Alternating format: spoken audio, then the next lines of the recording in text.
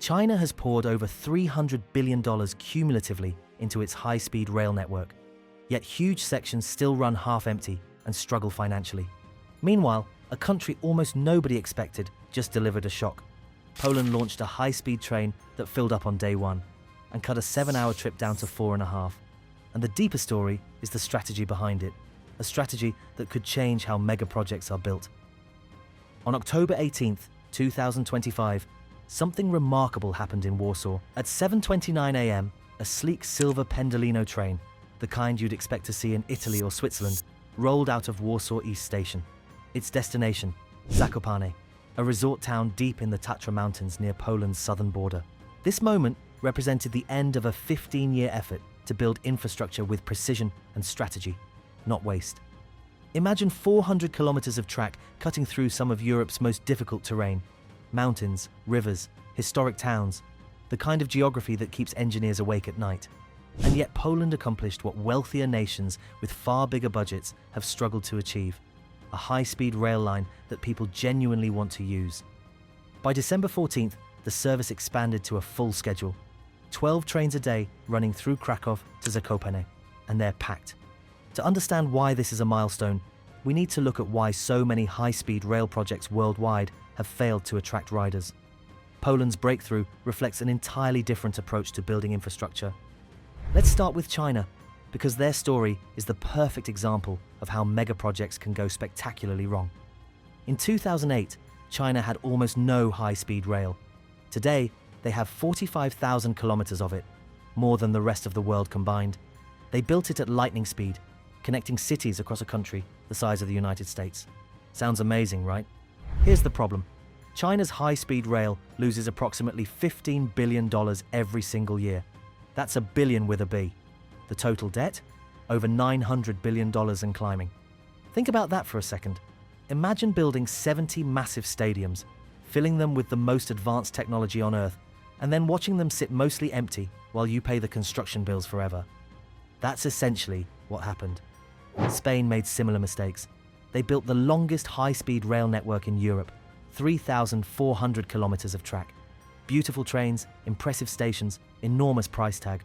But many routes carry so few passengers that the government loses money on nearly every ticket sold. The Madrid to Galicia line? Spectacular engineering through mountainous terrain. Financial disaster. Some trains run with just 20 or 30 passengers in cars designed for 300. This is the infrastructure trap. Building something because you can, not because you should. Now let's talk about what Poland did differently. Zakopane is more than a mountain town. It's Poland's winter capital, a resort area that draws over 3 million visitors a year, with ski slopes, hiking trails, wooden architecture, and some of the most dramatic scenery in Central Europe. But here's the thing, getting there was absolutely miserable. The old journey from Warsaw took anywhere from 6.5 to 8 hours depending on the day. You'd leave the capital on aging trains that crawled through the countryside, stopping at every small station along the way. The tracks were old, the speeds were slow, and if you were unlucky enough to travel during peak season, you'd be packed into overcrowded cars like sardines. For families trying to take a weekend ski trip, it was almost not worth it. Leave Friday after work, arrive at midnight exhausted. Leave Sunday afternoon, get home late Monday. That's not a vacation, that's an endurance test. Polish rail planners looked at this situation and asked a simple question. What if we could make this journey fast enough that Zakopane becomes a realistic weekend destination? So they studied the numbers. They looked at existing train bookings, car traffic on the E77 highway, bus ridership. They surveyed people about their travel habits, and they found something interesting. There was massive, suppressed demand. Thousands of people wanted to visit Zakopane more often, but didn't because the journey was too painful. Business travelers avoided it entirely. International tourists often skipped it because it was too far from Warsaw's airport. The business case was clear. Build a high-speed connection, and the passengers will come. But Poland did not start from scratch building brand new tracks everywhere. That's the expensive Chinese approach. Instead, they got smart. They upgraded existing rail corridors where possible. Where they needed a new track, they built it strategically, focusing on the sections that would deliver the biggest time savings. They used proven technology, buying Pendolino trains from Alstom, the same trains that had been successfully running in Italy, Switzerland, and the Czech Republic for years. No experimental technology, No untested designs, just reliable, fast trains on well-planned routes. The upgrade took 15 years, but that's because they did it carefully, section by section, without disrupting existing service too much. And the cost? Approximately $3.5 billion for the entire corridor modernization. Compare that to China's high-speed lines that cost $17 to $21 million per kilometer, or California's high-speed rail project that's ballooned to over $100 billion with nothing operational yet. Here's where things get really interesting, because when you build infrastructure the right way, the effects ripple outward in ways you never expected. The Pendolino service to Zakopane does more than move tourists quickly. It is reshaping the economic geography of southern Poland. First, there's the obvious tourism boost. Hotels in Zakopane are already reporting increased bookings for midweek stays. Why? Because now, someone in Warsaw can leave Tuesday morning, spend a day and night in the mountains, and be back at their desk Thursday. That's a new demand that simply didn't exist before. But look deeper. Small towns along the route, places like Krakow, Nowy Targ, and Rabka-Zdrój, are suddenly accessible in ways they never were. A town that was a 4-hour journey from Warsaw is now less than 3 hours away. That changes everything. Real estate developers are already moving in. Remote workers in Warsaw are looking at mountain properties thinking, I could live here and commute to the office twice a week. That was impossible before. Local businesses in Zakopane are hiring. New restaurants, gear shops, tour operators. They're all expanding because they know more visitors are coming. And unlike the boom and bust cycle of car-dependent tourism, train-based tourism is more stable and predictable. There's an environmental angle too. Every high-speed train that runs to Zakopane takes approximately 300 cars off the E77 highway. During peak winter season, that's thousands of cars per week. Less traffic, less pollution, safer roads. And here's something nobody talks about. Rail travel changes how people think about distance. When Zakopane was 7 hours away, it felt like a different world. Somewhere you visited once or twice a year if you were lucky. At 4.5 hours? That's suddenly in the accessible weekend category. The same psychological distance as driving from New York to Boston or London to Manchester. This is how infrastructure creates opportunity, not by forcing development where none should exist, but by unlocking potential that was always there, just waiting for better connections. Poland's Pendolino launch is part of something much bigger happening across Europe right now. It's a rail renaissance, and it's being driven by a completely different philosophy than what we saw in China or even the United States. France just announced 100 billion euros in rail investments over the next decade. Germany is upgrading its backbone rail corridors. Italy is extending its high-speed network south. Spain is connecting its high-speed lines to France, creating a genuine international network. But here's the crucial difference.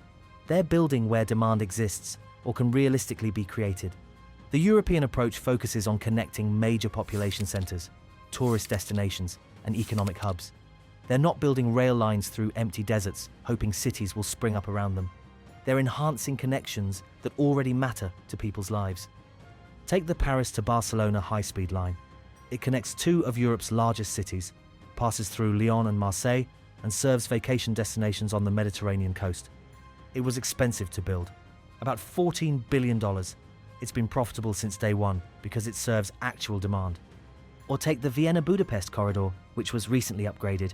These are two capital cities with strong economic and cultural links. Students commute between universities, companies operate in both cities, and many families live split across the border. The rail connection serves genuine, established demand rather than manufacturing it. Poland learned from both the successes and failures. They watched China build too much, too fast, in the wrong places. They watched California spend 15 years and $10 billion with no operational trains to show for it. They watched Spain's empty high-speed trains hemorrhage money. And they said, we're going to do this differently. The Zakopane line proves that mid-sized countries with modest budgets can build world-class infrastructure when they focus on serving real demand instead of chasing prestige projects. So what can we learn from Poland's approach? First, infrastructure succeeds when it connects people to places they truly want to reach, in ways that make daily life better.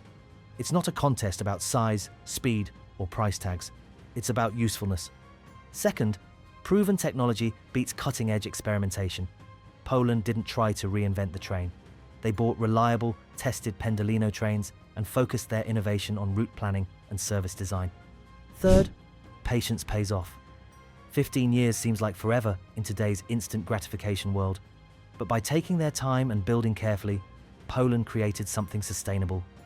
They didn't create a white elephant that future generations will have to pay for. They built an asset that will generate value for decades. And fourth, maybe most importantly, you don't need to be the richest country in the world to build great infrastructure. You need clear thinking, realistic planning, and the discipline to build what people actually need. The first Pendolino pulled into Zakopane station yesterday afternoon to crowds of people cheering and taking photos. It was packed with every seat filled, standing room only in some cars. Meanwhile, in China, there's a high-speed train leaving Lanzhou right now that will cover twice the distance with a fraction of the passengers, losing money with every kilometer. But here's the question nobody's asking yet. Poland just proved you can build successful high-speed rail by focusing on real demand instead of political prestige. So why are so many countries still doing it the expensive, unsuccessful way? And what happens when Poland links this corridor to the planned routes toward the Czech border and Slovakia? Those projects are already underway. Poland's rail transformation continues. This marks the beginning of a much larger shift. What other infrastructure megaprojects are being built the wrong way right now? And which ones are quietly getting it right, just like Poland did? If Poland's rail breakthrough surprised you, wait until you see what Europe is building next. A project so ambitious, it's redefining engineering across the entire continent. Click watch next to see that video. Thanks for watching.